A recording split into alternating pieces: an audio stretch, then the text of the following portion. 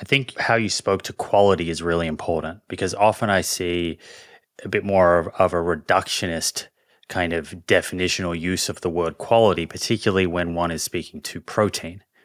And what I'm thinking here is that often you'll see an isolated protein source and the quality based on that single food's amino acid kind of profile, and perhaps how that may affect a short term or outcome like muscle protein synthesis or even strength, but not also kind of encompassing the effect of that food on longer term health outcomes. And so it's important when we're using the word quality to define what are we talking about here? Are we talking about a single short term outcome, or are we talking about a kind of more holistic long term outcome? And you could argue that both matter, at different stages in your life. I mean, you can imagine, for example, you're a competitive athlete. How you perform today matters a lot.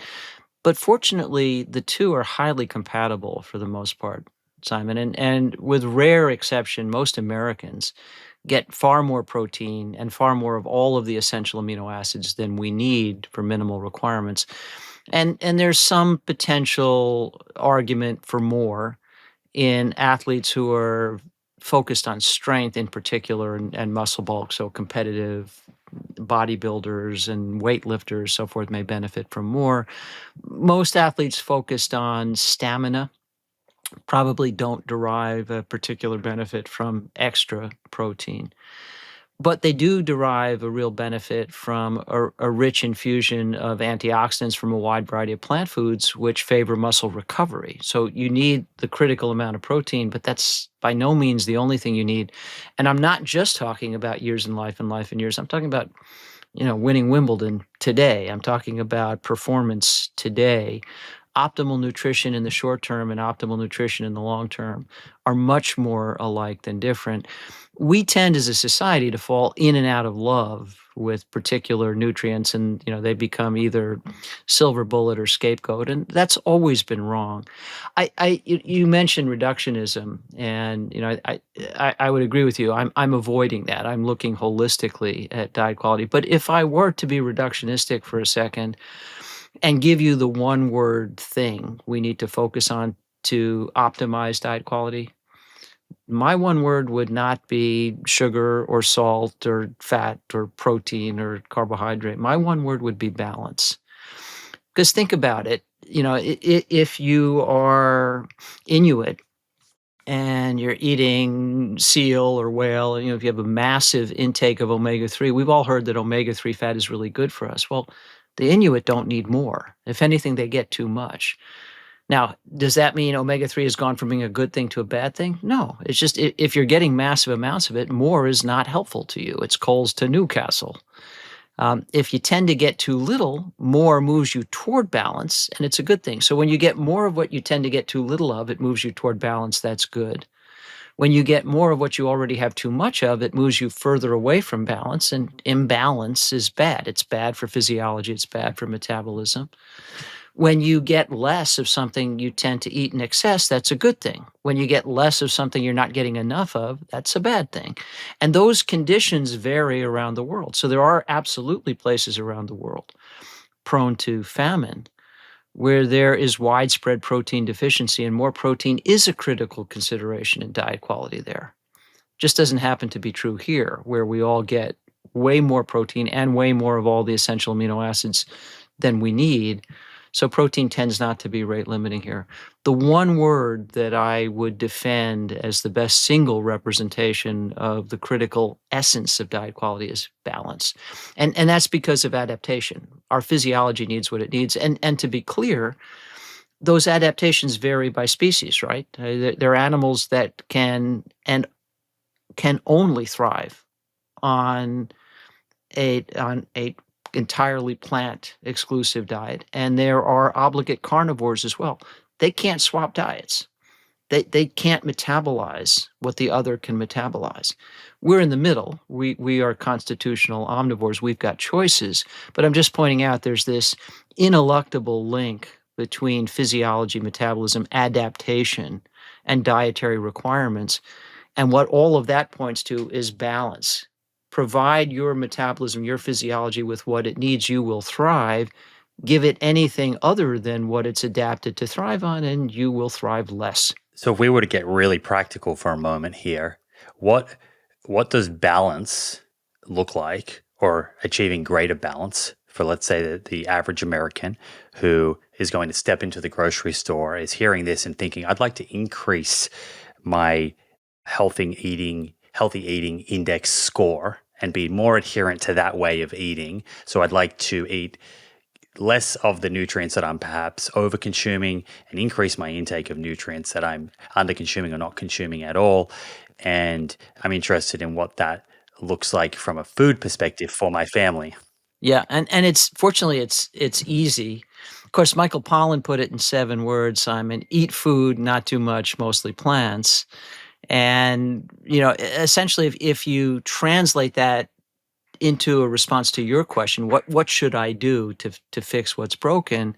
So eat food instead of pseudo food. In other words, get away from ultra processed food where the ingredient list runs off the package, and eat more stuff that comes with an ingredient list that's just one word long, like almond, walnut, salmon, banana, broccoli, anything direct from nature, and emphasize plants, which would be fruits, vegetables, whole grains, beans, lentils, nuts, and seeds. And I would append to that, when you're thirsty, mostly drink plain water.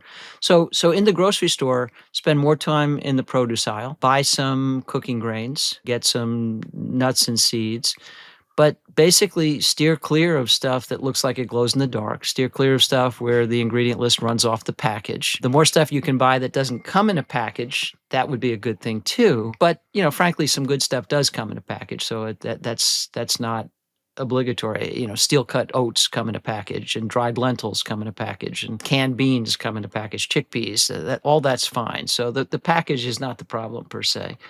But short ingredient lists, ideally one word, and lots of plant foods. Again, this does pertain to that issue of balance, because if Americans were all vegan, and if we were not eating enough legumes, so again, practically, what this means for the typical American shopper is spend more time in the produce aisle, and spend less time in those center aisles where everything comes in a bag, box, bottle, jar, can with an ingredient list running off the package.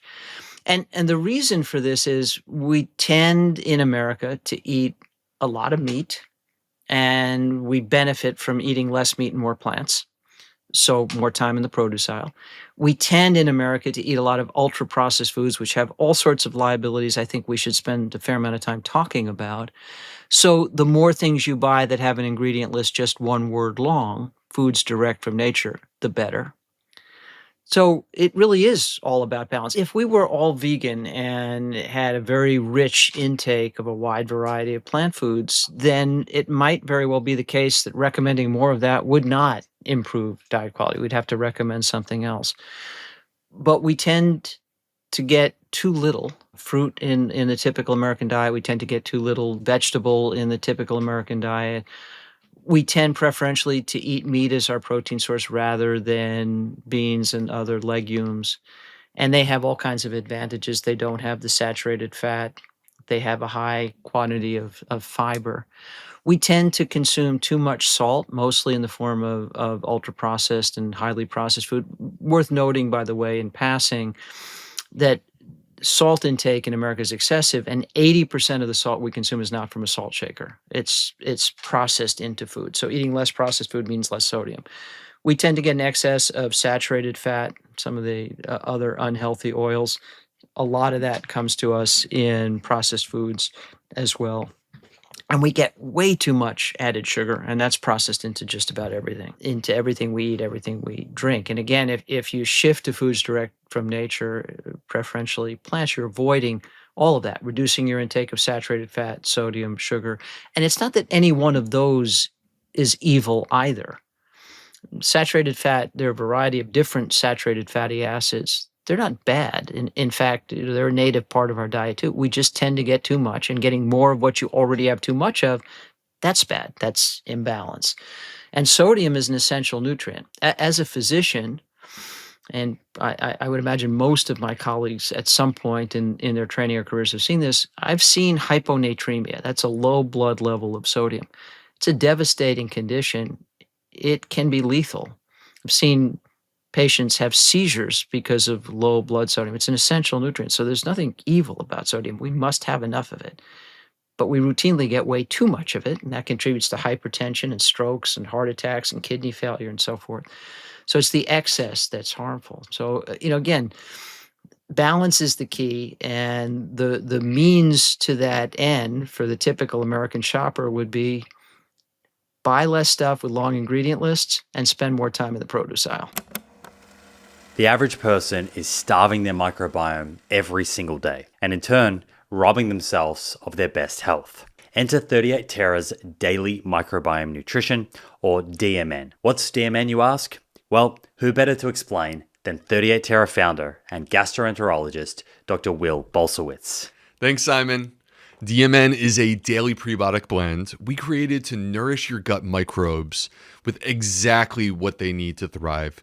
We used rigorously studied ingredients like Actazin kiwi fruit powder and Solnol-resistant starch, both of which have been shown in clinical research to feed the beneficial bacteria, improve regularity, and support digestion and immune health. Of course, we left out the sugar and the unnecessary fillers that you find in so many other products, and what you end up with is the most complete prebiotic that I know of on the market today. In fact, this is the product that I've always wanted for my patients. Support your gut health today in the most practical, science-backed way with DMN. Simply head to 38terra.com.